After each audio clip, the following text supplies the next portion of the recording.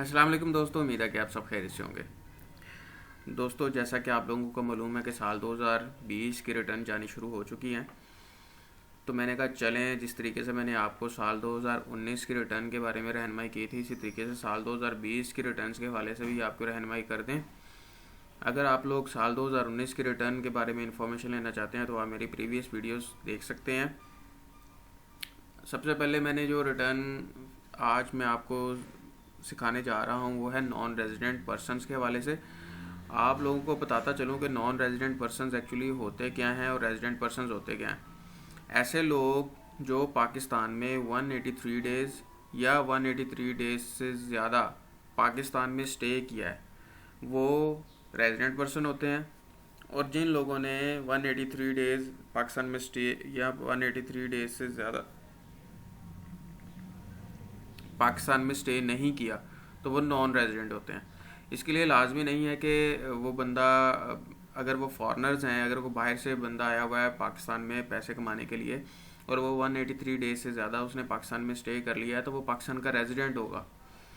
इसी तरीके से पाकिस्तानी, बेशक वो पाकिस्तानी नेशनल्स हैं, अगर वो दुबई, सऊदी अरेबिया या फिर किसी और मुल्क के अंदर वो गए हुए हैं और उन्होंने 183 डेज से ज़्यादा उधर स्पेंड किया है तो वो वहाँ के रेजिडेंट होंगे, पाकिस्तान के लिए वो नॉन रेजिडेंट होंगे। ये सबसे पहले इस वीडियो के बारे में बताना जो है ज़रूरी था, ताकि आप लोगों को आसानी हो कि आपने एज ए नॉन रेजिडेंट अपनी रिटर्न सबमिट करवानी है या as a resident return submit करवानी है। तो आपने सबसे पहले कैलकुलेशन कर लेनी है कि पाकिस्तान में वो आपने कितनी देर स्टे किया। अच्छा, इसके अंदर फिर जो है आपने अराइवल और डिपार्चर दोनों डेट्स जो हैं आपने वो इसके अंदर काउंट करनी है जब भी आपने डेज़ की कैलकुलेशंस करनी है। अच्छा, और इसके अलावा जो है जो पाकिस्तानी जो जिस तरह एम्बेसीज के अंदर अब्रॉड अपॉइंट हुए हुए हैं वो एज ए रेजिडेंट पर्सन ही अपनी वो रिटर्न सबमिट करेंगे। वो एज ए नॉन रेजिडेंट्स जो है रिटर्न सबमिट नहीं करेंगे, क्योंकि उसको पाकिस्तानी गवर्नमेंट ही सैलरी दे रही है और पाकिस्तान के काम के लिए वो बाहर गए हुए हैं। और जितनी भी छुट्टियां वगैरह हैं, मसलन बेशक नेशनल छुट्टियां हैं, वो आप जो है वो काउंट करेंगे अपनी डेज़ की कैलकुलेशंस के हवाले से। उम्मीद है कि आप लोगों को रेजिडेंट और नॉन रेजिडेंट के हवाले से सारी चीज़ें क्लियर हो गई होंगी। तो अब हम चलते हैं रिटर्न भरने की सबमिट, किस तरीके से आपने रिटर्न भरनी है। आपने इधर डिक्लेरेशन पे जाना है। इधर जाने के बाद non resident Pakistan, origin Pakistan, having no Pakistan source of income, यानी कि ऐसे नॉन रेजिडेंट पर्सन जिनकी पाकिस्तानी सोर्स ऑफ इनकम नहीं है, आपने इधर क्लिक कर देना है। इधर से पीरियड पे जाना है। पीरियड पे जाने के बाद साल 2020 की क्योंकि रिटर्न सबमिट करनी है तो साल 2020 लिखेंगे और इधर सर्च के बटन पे प्रेस करेंगे। नीचे आगे आपके साल आपने इधर से सिलेक्ट पे करना है और आगे पास ये फॉर्म खुल जाएगा।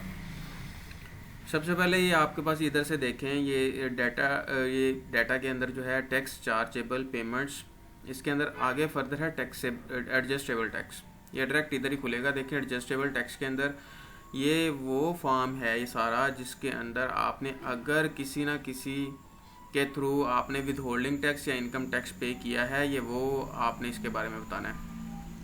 यानी कि अगर आपने बैंक में से कैश विड्रॉल फ्रॉम बैंक, अगर आपने कोई कैश वगैरह जो है बैंक से निकलवाया है और उसके ऊपर टैक्स लगा है तो आपने इधर जो है वो टैक्स की डिटेल दे देनी है। अगर आपने कोई बैंक से ट्रांजैक्शन की है और उसके ऊपर टैक्स लगा है तो आपने इधर उसको दे देना है। अगर आपने मोटर व्हीकल रजिस्ट्रेशन करवाई है, नई गाड़ी की, नई मोटरसाइकिल की रजिस्ट्रेशन करवाई है, उसके ऊपर जो इनकम टैक्स सारे का सारा आपने नहीं लिखना। आपको वोचर मिलेगा, वोचर के ऊपर इनकम टैक्स या विद होल्डिंग टैक्स के नाम से जो भी अमाउंट होगी वो आपने इधर लिखनी है। मोटर व्हीकल ट्रांसफ़र फ़ी, अगर आपने मोटर व्हीकल को ट्रांसफ़र करवाया है और उसके ऊपर इनकम टैक्स पे किया है तो आपने वो यहाँ पे लिखना है। मोटर व्हीकल सेल, अगर आपने मोटर व्हीकल सेल किया और उस पर आपने इनकम टैक्स पे किया तो आपने यहाँ लिखना है। ये आप ये प्लस के पे क्लिक करेंगे और आप आगे जो है इसकी डिटेल देंगे और ये जो है वो फिर आप लिखा जाएगा। और अगर आपने इलेक्ट्रिसिटी बिल आपने पे किया है तो उसके ऊपर अगर टैक्स दिया है तो आप यहाँ लिखेंगे। अगर आपने टेलीफोन बिल पे किया है, टेलीफोन बिल के ऊपर आपने इनकम टैक्स पे किया है तो आप यहाँ पे लिखेंगे। ये इधर अभी ये देखें इसके ऊपर लिखा नहीं जा रहा, लेकिन कैसे लिखा जाएगा मैं आपको एक बता देता हूँ। इस पर आपने क्लिक करना है। इधर आपने जो भी ABCD ये लिखा है ये नीचे आपने लिख देना है जी टेलीफोन इधर आप ओके करेंगे तो ये देखें ये अब ये लिखा जाएगा। ठीक है, तो मैं इसको ख़त्म कर देता हूँ क्योंकि मैंने आप लोगों को बताने के लिए मैंने ये बनाया था। इसी तरीके से सारे ऊपर जितने हैं मैंने बताए वो आप प्लस पे क्लिक करेंगे और आप उसके जो है ना वो डिटेल देंगे, उसके बाद आप इसके अंदर लिख सकते हैं। इसी तरीके से सेल फोन के बिल है, इसको अगर आप आपका कोई विद होल्डिंग टैक्स वगैरह पे किया हुआ है आपने तो आप इधर लिखेंगे। प्रीपेड टेलीफोन कार्ड्स, आप क्या करेंगे कि आपने जो भी टैक्स पे किए हुए हैं आप उसका जो है टैक्स सर्टिफिकेट आपके पास लास्ट में होना चाहिए। आप मोबाइल का किस तरीके से लेंगे, हेल्पलाइन पे कॉल करें, उन्हें कहें मुझे टैक्स सर्टिफिकेट चाहिए, वो आपको दे देंगे। और बाकी जो है वो जितने भी आप ये काम पीछे कर रहे हैं वो आपको वोचर देते हैं तो उसके अंदर जो है आपको मिल जाएगा। इसी तरीके से आपने अगर गाड़ी खरीदी है और ऑक्शन के थ्रू खरीदी है तो आपने 236A के तहत जो है वो होल्डिंग टैक्स पे किया होता है। तो आप वो अगर आपका है तो आपने इधर जितना भी टैक्स पे किया है आपने इधर लिख देना है। अगर आपने डोमेस्टिक एयर टिकट चार्जेस, अगर आपने डोमेस्टिक एयर टिकट खरीदी है और उस पर आपने विद होल्डिंग टैक्स पे किया है तो आप इधर लिखेंगे। फंक्शन गैदरिंग, आपने कोई फंक्शन वगैरह किया है जिससे हाल वालों ने आपसे जो है टैक्स चार्ज किया है और गवर्नमेंट के खातों में जमा करवाया है तो आप उसकी जो भी आपने टैक्स पे किया है वो आप यहाँ लिखेंगे। एजुकेशनल फ़ी, इंस्टीट्यूट फ़ी, अगर आपने कोई मेडिकल कॉलेज वगैरह ख़ास तौर पे ये जो है यहाँ बड़े जिनकी फ़ीसेस ज़्यादा हैं इंस्टीट्यूट, वो जो है आपसे विद होल्डिंग टैक्स काटते हैं। अगर उन्होंने कोई विद होल्डिंग टैक्स आपसे लिया है तो आप यहाँ पे एडजस्ट करेंगे। परचेज और ट्रांसफ़र ऑफ इमूवेबल प्रॉपर्टी, अगर आपने कोई प्रॉपर्टी परचेज़ की है या सेल की है, परचेज़ की है या ट्रांसफ़र की है तो क्या है 236K के तहत आपने टैक्स पे किया है तो आप ये यहाँ लिखेंगे। अगर आपने इंटरनेशनल टिकट परचेज़ की है तो आप यहाँ लिखेंगे। और अगर आपने कोई बैंकिंग ट्रांजैक्शन की है, बैंकिंग ट्रांजैक्शन के तहत आपने 236B के तहत जो कोई पैसे पे किए हैं तो आप यहाँ लिखेंगे। एजुकेशन रिलेटेड एक्सपेंसेस अगर आपने पे किए हैं तो 36R के तहत तो आप यहाँ लिखेंगे। ये आपका है जितना भी आपने टैक्स पे किया है वो आपने सारी टैक्स की डिटेल यहाँ पे देनी है। अब आपने आ जाना है वेल्थ स्टेटमेंट के ऊपर। वेल्थ स्टेटमेंट के ऊपर आपने क्या करना है, सबसे पहले पर्सनल एक्सपेंसेस। पर्सनल एक्सपेंसेस के अंदर आपने सबसे पहले ये रेंट की डिटेल देनी है। रेंट, अगर आपने कोई रेंट पे अगर आप घर आपका है तो फिर आप रेंट की इधर डिटेल देंगे। अगर आपने कोई टैक्सेस या कोई और चार्जेस वगैरह पे किए हैं तो यहाँ लिखेंगे। व्हीकल रनिंग मेंटेनेंस, अगर आपकी गाड़ी के कोई एक्सपेंसेस वगैरह हैं तो आप यहाँ लिखेंगे। ट्रैवलिंग अगर आपने की है तो एक्सपेंसेस जो है वो आप यहाँ लिखेंगे। इलेक्ट्रिसिटी एक्सपेंसेस, अगर आपका जो मीटर के जो भी आपके सालाना बिल वगैरह है वो आप यहाँ लिखेंगे। वाटर, अगर आपके जो है वो आपके एक्सपेंसेस हैं, बिल शेल कोई आपका पानी का आता है तो आप यहाँ लिखेंगे। गैस की आपकी अगर कोई बिल है तो आप यहाँ लिखेंगे। टेलीफोन एक्सपेंसेस जो हैं आपके मोबाइल के जो एक्सपेंसेस हैं वो आप यहाँ लिखेंगे। एसेट इंश्योरेंस सिक्योरिटी जो है वो आप यहाँ लिखेंगे। मेडिकल जो है वो आपके एक्सपेंसेस जो हैं वो आप यहाँ लिखेंगे। एजुकेशनल एक्सपेंसेस जो हैं आप यहाँ लिखेंगे। अगर आपने क्लब सोसाइटी वगैरह की मेंबरशिप वगैरह या उनकी कोई फ़ी वगैरह आप देते हैं तो आप यहाँ लिखेंगे। फंक्शंस गैदरिंग की, अगर आपने कोई फंक्शन वगैरह किया है तो आपने कोई एक्सपेंसेस लगे हैं, जो भी आपके एक्सपेंसेस है वो आप यहाँ लिखेंगे। आपने ज़कात, annuity, profit on debt, life insurance premium, कोई आपने अगर इस तरह की कोई एक्सपेंसेस किए हैं तो आप यहाँ लिखेंगे। Other expenses, house hold expenses, कोई भी आपके जो आपको लगता है कि ऐसे एक्सपेंसेस जो आपको यहाँ पे नहीं आप लिख सके लेकिन जो है आपने लिखने हैं तो आपके एक्सपेंसेस इंकर्ड हुए हैं तो आप यहाँ लिखेंगे। अगर कोई आपके एक्सपेंसेस के अंदर कंट्रीब्यूशन की हुई है आपके फैमिली मेम्बर के अंदर तो आप यहाँ लिखेंगे। जैसे जॉइंट फैमिली वगैरह होती है तो इस तरह, लेकिन जो है वो आप वही एक्सपेंसेस यहाँ पे लिखिएगा जहाँ की जिसकी आपके पास डिटेल भी हो। अब ये पर्सनल एसेट्स एंड लाइबिलिटीज़ की तरफ जाते हैं। वैसे तो नॉन रेजिडेंट पर्सनस अगर पर्सनल एसेट्स, लाइबिलिटीज़ और एक्सपेंसेस की डिटेल ना भी दें तो फिर भी कोई मसला नहीं है, लेकिन जो है अगर आप दे देंगे तो फिर भी कोई मसला नहीं है। लेकिन एक चीज़ आपने करनी है, यहाँ तो नहीं देनी, या फिर अगर देनी शुरू करनी है तो ये नहीं है कि एक साल आपने दे दी अगले साल फिर नहीं दी, फिर आपने ऑनवर्ड देते रहना है। एग्रीकल्चर प्रॉपर्टी अगर आपने है आपकी तो आप उसकी डिटेल यहाँ लिखेंगे। कमर्शियल, इंडस्ट्रियल, रेजिडेंशियल, जो भी आपका ये जो है वो प्रॉपर्टी वगैरह उसकी डिटेल लिखेंगे। बिजनेस कैपिटल, अगर आप पाकिस्तान में काम वगैरह करते हैं और उसकी कोई कैपिटल वगैरह आपका है तो आप यहाँ लिखेंगे बिज़नेस का। इक्विपमेंट, नॉन बिज़नेस, अगर आपके पास ऐसे इक्विपमेंट्स हैं जो और वो आप बिज़नेस के लिए इस्तेमाल नहीं करते तो आप यहाँ लिखेंगे। एनिमल्स अगर आपने रखे हुए हैं तो उनकी वर्थ जो है आप यहाँ लिखेंगे। अगर आपके बैंक जो आपने बैंक खुलवाए, बैंक के जो भी अकाउंट्स वगैरह हैं वो आप यहाँ पे प्लस पे करके आप बैंक के अकाउंट की डिटेल देंगे। डेट, अगर आपने जो है वो कोई एडवांस, डेट, डिपॉजिट, कोई आपने इस तरह की जो है वो चीज़ है तो आप यहाँ लिखेंगे। मोटर व्हीकल, लेकिन डेट के हवाले से मैं आपको बताता चलूँ कि जो भी आपके पास अगर डेट है तो अगर आपके पास कोई प्रूफ है डेट का, जैसे आप उसको जो है अगर कल को वो पूछ लेते हैं कि डेट आपने किससे लिया, ये नहीं है कि आपने ज़ुबानी कलामी अपने भाई से या अपने अंकल से लिए हैं पैसे तो आपने उसको डेट कंसीडर कर लिया है, इस तरह नहीं है। आपके पास जो है वो बाकायदा उसका प्रूफ होना चाहिए। जैसे बैंक से हैं वो आपको जो है प्रॉपर सर्टिफिकेट बना के देते हैं तो वो जो है वही डेट कंसीडर किया जाता है। मोटर व्हीकल जो है नॉन बिज़नेस, जो आपके बिज़नेस में इस्तेमाल नहीं होती तो वो आप यहाँ लिखेंगे। प्रीशियस पोजेशन जो है वो आप लिख सकते हैं इधर। हाउस होल्ड इफेक्ट्स, आपने घर के हवाले से जो है आपकी जो चीज़ें वगैरह है वो आप उनकी वर्थ इधर लिखेंगे। पर्सनल आइटम्स अगर आपकी हैं तो उनकी वर्थ आप यहाँ लिखेंगे। कैश नॉन बिज़नेस जो है वो आप, अगर आपके पास ऐसा कैश है जो आप बिज़नेस के लिए इस्तेमाल नहीं करते, आपके पास घर में पड़ा हुआ है, पर्सनल सेविंग है, जो भी है वो आप यहाँ पे लिखेंगे।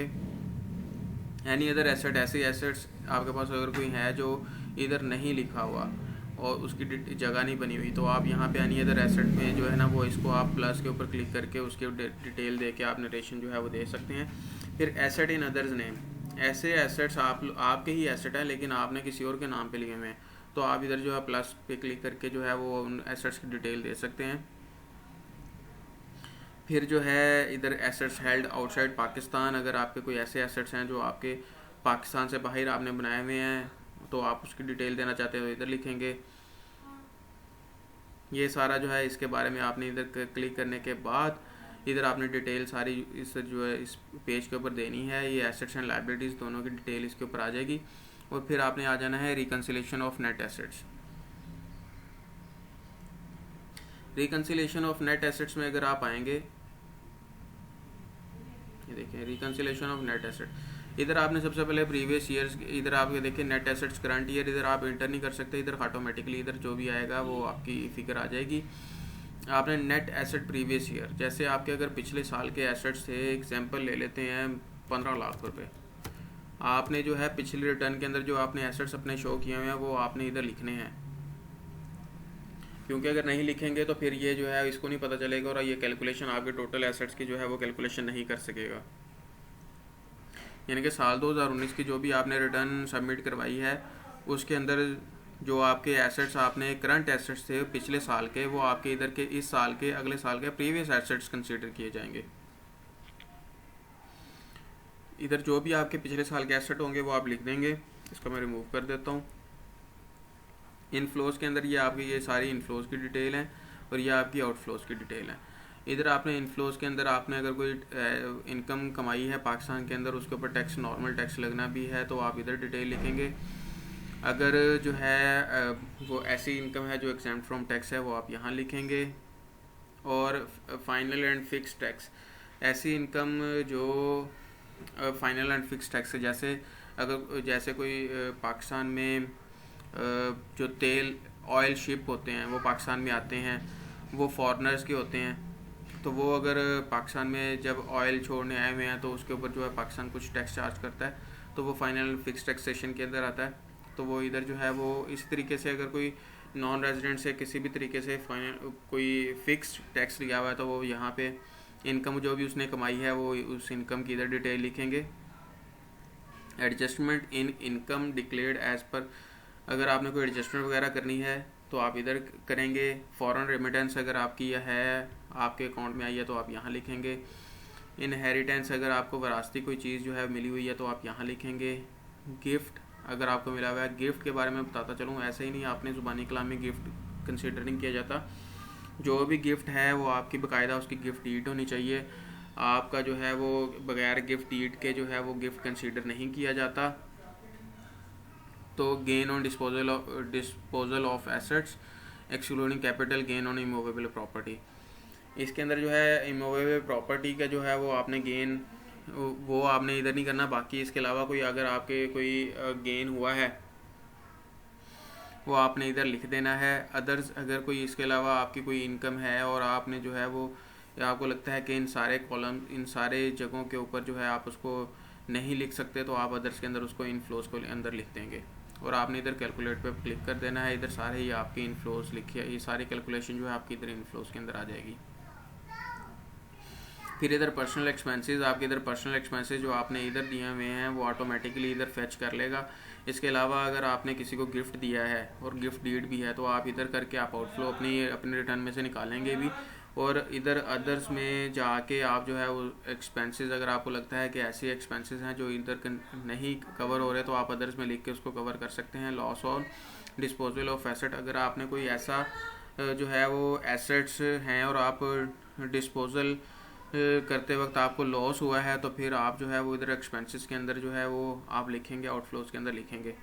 बहुत ही आसान रिटर्न है, किसी किस्म की आपको जो है वो टेंशन लेने की ज़रूरत नहीं है। अगर तो आप एसेट की डिटेल और लाइबिलिटीज़ की देना चाहते हैं तो दे दें, अगर नहीं देना चाहते तो फिर भी कोई मसला नहीं है, आप इसको 0-0 करके भी non resident as a non resident आप इसको कर सकते हैं।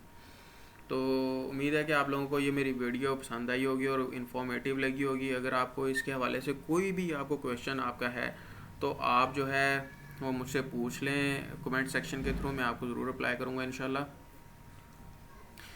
अच्छा, जब आप सारी चीज़ें आप कर लेंगे, आपने क्या करना है, इधर वेरिफिकेशन पे जाना है। वेरिफिकेशन पे जाने के बाद आपने इधर जो है वो अपनी इधर पिन के ऊपर वो पिन देना है जो भी आपके पास है। इधर पिन देने के बाद फिर आप इधर सबमिट पर क्लिक करेंगे और आपकी सबमिशन हो जाएगी। देखें कितना आसान है, आपको किसी भी वकील को, किसी भी कंसल्टेंट को हायर करने की ज़रूरत नहीं है। आप बहुत आसानी से अपनी जो है as a non resident return submit करवा सकते हैं। ये कॉम्प्लिकेट बिल्कुल नहीं है, आसान रिटर्न आपको खुद सबमिट करवानी चाहिए और लोगों पे डिपेंडेंसी जो है आप छोड़ दें। अगर आपको मेरी ये वीडियो पसंद आई तो मेरी इस वीडियो को लाइक कीजिएगा। अपना और अपनी फैमिली वालों का बहुत ज़्यादा ख्याल रखें। पाकिस्तान जिंदाबाद। अल्लाह हाफिज़।